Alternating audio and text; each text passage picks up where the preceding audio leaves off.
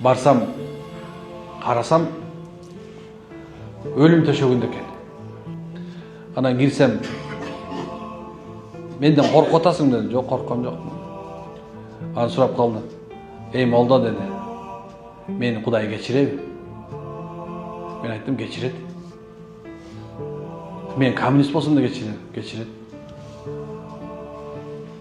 Сен Кудайга ушунча ырайымдуу. Мен моундай акыбалга келгеним Кудайдын жазасыбы деди. Жок, рахматы деди. Кантип рахматы болсун, мен ушунда кыйналып атам. Жок. Тозокто мындан жаман болот. Алла бу дүйнөдө тозокту сизге көрсөтүп, сизди бейиштик кылышын каалады. Эмне кылайын деди. Айтыңыз келме. Мен келме билбейм деди. Мен айткам, кайтылаңыз сен. Анан ла илаха иллаллах Мухаммад расулуллах десем, мындай карады дагы. Жок, сен мындай айтпа мага деди. Сен башкача айт. Ана мейли кыргызча айтайын. Bir Allah'dan başka sığınıp layık zat yok da aydı. Canım Muhammed Allah'ın elçisi de aydı. Desem, bu şunu aydı da tiginisini aydı dedi. La ilahe illallah Muhammed. Bирок мен ошол көзүм мынтип карай калсам, карасам бутунун учунан баштап жан суруп келаткан сездим да.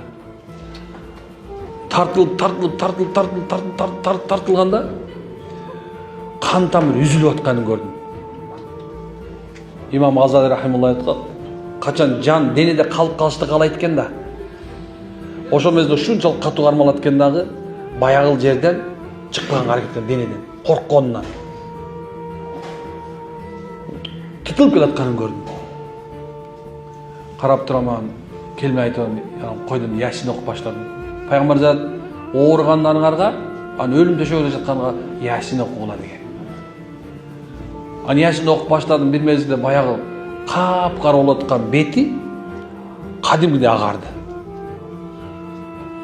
Кадимгидей агарды, чын айтайынбы? Ошо мезгилден кийин келмен айтты дагы, болду деди.